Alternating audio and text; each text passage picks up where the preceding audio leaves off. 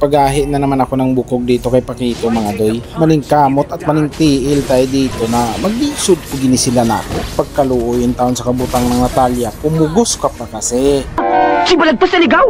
Naligaw ha? Huwag ka na rin pumugos na baka maligaw ka rin ng taon doy. Hala ka ang iro ka nilugpot na maisugin din pala talaga yung iro na to. Paplikir gin yung taon ako mga doy.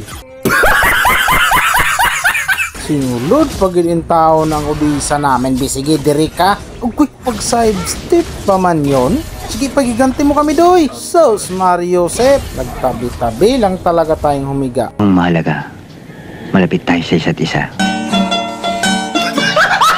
Binantayan ko muna yung naman dito mga doy. Manginabuhi muna siya. Kaya nung ako'y paalis na, yung mata ko laking gulat talaga.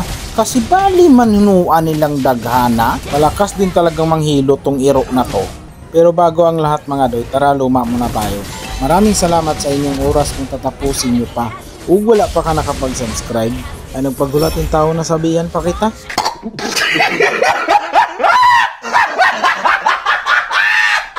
Sige, dumalagan ka lang doy. Ikaw nana, huwag ka nang mangialam dito. Malahig ka lang talaga doy. Unya karon tanawa. Ang tigas kasi ng buna mo, nagkamang-kamang ka na tuloy. Dapat pala nag-English ako para maintindihan mo yun doy. Siyempre, samahan ko yung namin sa hirap at ginawa mga doy. Aguroy, andito na naman yung iro. Hindi na pwedeng samahan pa kita dyan doy. Bahala ka na sa kabutang mo, basta mailigtas ko lang yung kabutang ko rin. Sana naintindihan mo ako doy. Nangamoy na sana yung kabutang ng nana, kaso yung Roger na naman dito lumugpot na naman. Sos Mario Josep, asa ka mo adto doy? Hala ka, nasipyat naman ako doon. Pero okay lang kasi ramdam ko talagang gusto niya makaligtas mga doy. Sos dinandaanan mako ng anino, kaya bumalik ako. Akala ko kasi anino ko yun mga doy. Sus Mario Josep, si Natalia raman di ito. Ikaw Natalia ka, buluyagon kayo ka. Sus Mario Josep, gamay na lang pala yung taon yung kabutang ng Magellan dito mga doy. Sinulod ko na kaya sakit yung ng taon sa mata. At dahil naluoy ako, backyard sana ako mga doy. Kaso yung iro, nandito naman pala yung taon. Bisigi sulayan ginakunig maka sidestep pag ining tiruan ni. Sos Mario Josep, kinaka sidestep pag mga doy. Alisod yung hilutin ng buna ng iroa. Pero hindi ako mawala ng pag-asang mahilot ko ng buna gidana. Kaya yung nana muna dito kinusukuso ko mga doy.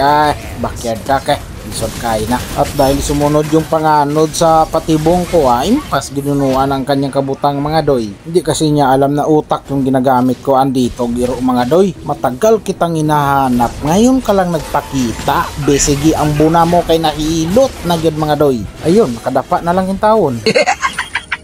Tapos yung Magellan dito, nangarap gid pala in taon siya mga doy. Kaya tulungan natin siya sa kanyang pangarap. Ayun, tupad yung pangarap niya na magpahinga muna siya. Mag-relax lang mga doy kasi napapagod na biyago din taon to. Sinabihan ko yung bin dito na daagan doy, iligtas mo yung kabutang mo. Kaso hindi mga doy ang iro. Kahit anong sidestep gawin mo, mahilot ko pa rin yung buna mo. Hindi nyo ko kayang patulogin kasi maghahiyon yung bukog ko. Uy, nadali magyud mga doy. Pero napakaganda talaga ng ginawa ko doon mga doy kasi ang iro nahilot ginako ng buna. Kasi kung hindi ko yung nagawa baka hindi nila kayang tapusin yan mga doy. Kaya yung ginawa ko napakalaking bagay. Yun ako lang nakakagawa nun.